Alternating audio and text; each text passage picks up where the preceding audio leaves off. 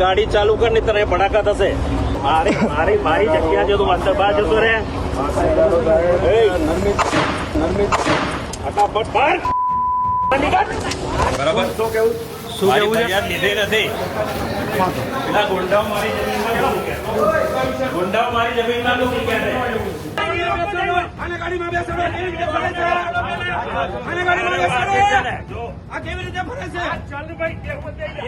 નમસ્કાર. એશિયાના સૌથી જૂના અખબાર મુંબઈ સમાચારના ડિજિટલ પ્લેટફોર્મ પર આપનું સ્વાગત છે. મિત્રો, 2 દિવસ પહેલા અમદાવાદના પોસ્ટ ગણાતા એરિયા નહેરુનગર વિસ્તારમાં ફાયરિંગની ઘટના થઈ હતી.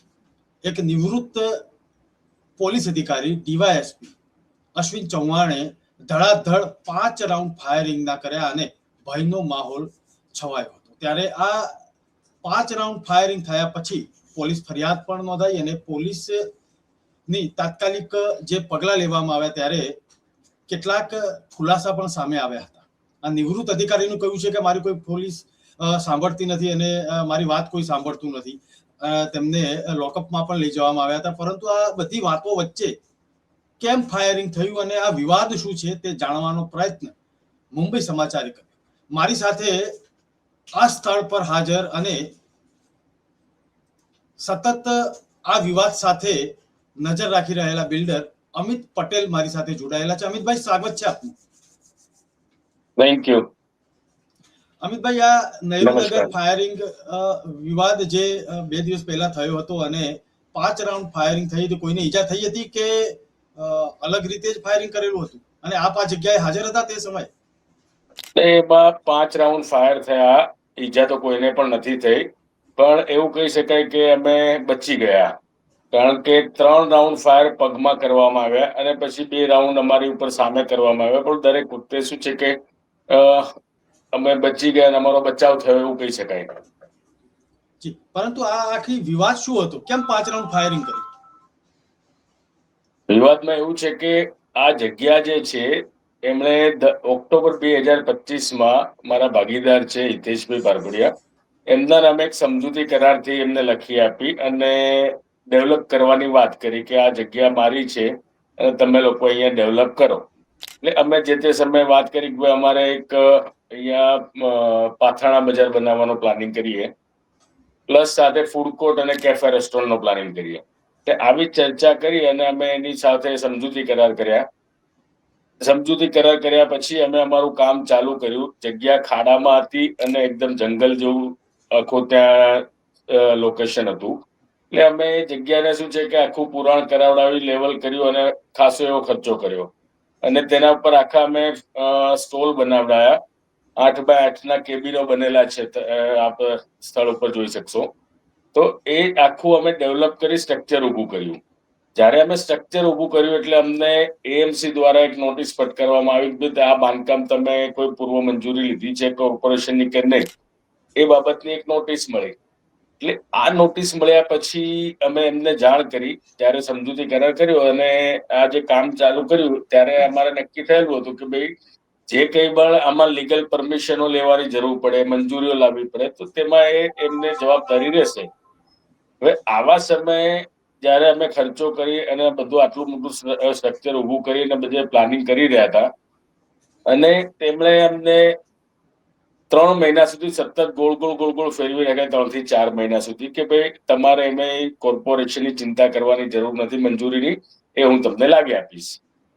ત્યારબાદ આજે આખી જગ્યા ડેવલપ થઈ ગઈ અને એએમસી ની પરમિશન આવી એમને લાવી આપી નહીં. એટલે અમારે શું છે કે એનો વૈકલ્પિક રસ્તો કરી અને અમે એના જે સ્ટ્રક્ચર હતા, જે અમુક પતરાના પેલા વોલ ને બધું બનાવેલું હતું, એ અમે સ્ટ્રક્ચર આખું મોડિફાઈડ કરી અને એનું કાપડનું કરી અને એનો ટેમ્પરરી બીજો ઓલ્ટરનેટ રસ્તો કાઢ્યો.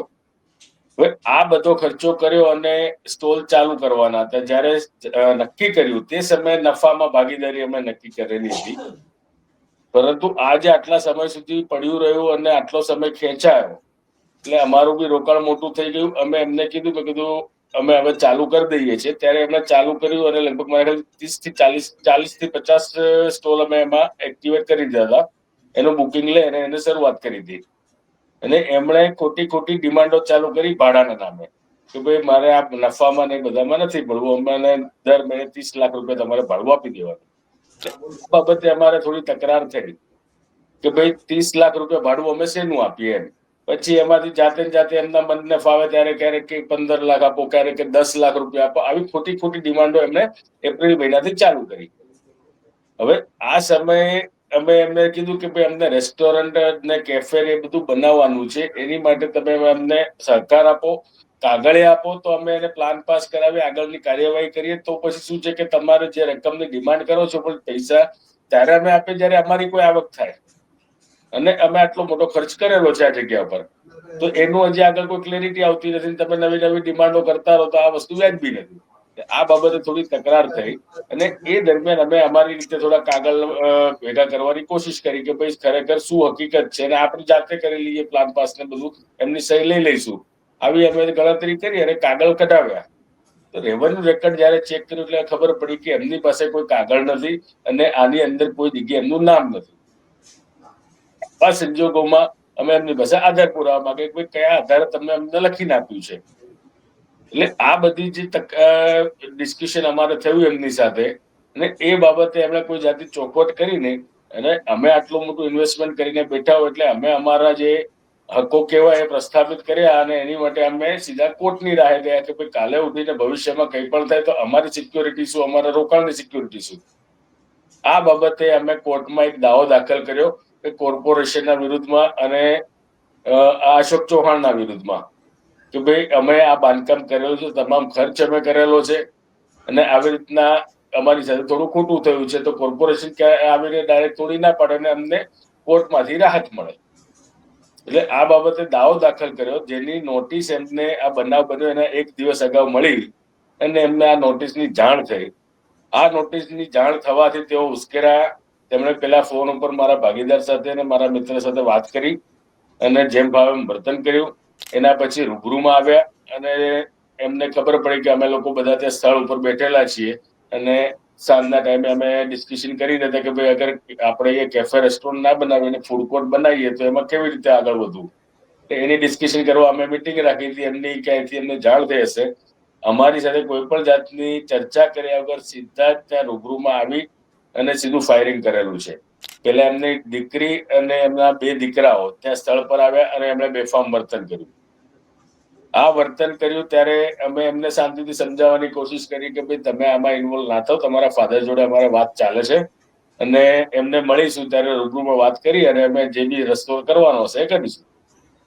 એટલે આવી વાત કરી ત્યારે એની દીકરી અમને ધમકી આપી કે 5 મિનિટમાં મારા પપ્પા આવે છે અને તમને બધાને ગોળી મારી દેવાની છે. હવે આવી વાત તો એમણે કરતા નહીં હજી કે એમને સમજીએ કે વિચારીએ એટલી જ વારમાં પાછળથી એના ફાધરની ગાડી આવી, આજે અશોક ચૌહાણની ગાડીમાંથી ઉતરી અને હાથમાં પિસ્તોલ લઈને જ સીધા ઉતર્યા છે અને ઉતરી અને બેફામ વર્તન ચાલુ કર્યું, જે આપણે વિડીયોમાં જોઈ શકીએ છીએ, જે ફૂટેજ અમે આપી છે એમાં. એટલે એ આખું ઘટના એ સમયે એવી રીતના આકસ્મિક બની કે અમે બધા એ ટાઈમે કઈ સમજી જ નતા શકીએ કે શું કરવું ને શું ના કરવું. પણ ધડાધડી એક પછી એમણે 5 રાઉન્ડ ફાયર કરી દીધા, જેમાં જાનથી મારવાની લિટરલી કોશિશ કરી છે, મોઢે ધમકી ભાઈ આપી છે, એના પછી ફાયરિંગો કર્યા છે. જી અમિતભાઈ, આ ફાયરિંગની ઘટનાના આપે આખી જમીન વિવાદ ક્યાંથી શરૂ થયો અને અત્યારે હાલ આ ફાયરિંગની ઘટના સુધીની આપણે વાત કરી. સમજવું એ છે કે મૂળ જમીન માલિકે પોતે છે, સમજૂતી કરારમાં અથવા તો તમારા વેપારિક કરારમાં આ તેમની સાથે જે ભાગીદારી થઈ હશે અને કોર્પોરેશનની મંજૂરીથી લઈને અલગ અલગ જે મંજૂરી લાવવી પડે તે તેમની જવાબદારી હતી અને બાકીના ડેવલપમેન્ટની જવાબદારી એમનું રોકાણ આપે કર્યું હતું. આ આખી વાતમાં સમજણ નથી પડી રહી કે વિવાદનું મૂળ ક્યાંથી શરૂ થયું, કારણ કે પરમિશન ન લાવ્યા ત્યાંથી શરૂ થઈ કે પાછળથી આખી વાત ફરી ગઈ, અથવા તો શું કારણ બન્યું? એમાં એવું છે કે એમને તો પોતાને તો ખબર જ હતી હકીકત શું છે. જમીન એમની નથી, 7/12 કે કોઈ રેવન્યુ રેકર્ડમાં કે એમનું નામ નથી, અમે નતા જાણતા, ભાઈ ખુદ તો જાણતા જ હતા.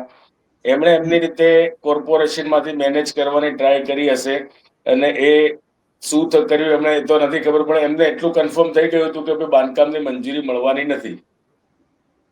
અને એ હિસાબે અને એના પછી અમે જે કોર્ટની અંદર ગયા અને અમે જે લીગલ રસ્તા અમે ફાઇન્ડ કરવા લાગ્યા એનાથી એ ભડક્યા કે ભાઈ તમે અમને પૂછ્યા કે કોર્ટમાં ગયા જ કેમ એમ. હવે અમે અમારું રોકાણ કરેલું છે તો અમે અમારા હકો તો પ્રસ્થાપિત કરવાના જ છીએ. એટલે અમે અમારા હકોનું રક્ષણ કરવા માટે ગયેલા છીએ અને અમારું નુકસાન ના થાય એના માટે કોર્ટમાં ગયા, અને તો કોર્ટ નક્કી કરશે કે ભાઈ આગળ શું કરવું એ. એટલે એ અમે કોર્ટમાં ગયા એનાથી જે મેઇન ભડક્યા કે ભાઈ તમે મને પૂછ્યા વગર આવી રીતના ગયા જ છે એની માટે. આ જ વસ્તુથી એમને ભડક્યા અને આ વસ્તુ એમણે આગળ સ્ટેન્ડ લીધેલું છે કે ફાયરિંગો કરી અને તમે નીકળી જાઓ, હવે હું ચલાવીશ મારી રીતે. આ આખી વસ્તુ ત્યાંથી ચાલુ થઈ. જી, મૂળ જમીન માલિક એ પોતે નથી એવું આપનું કહેવું છે, તે કોણ છે?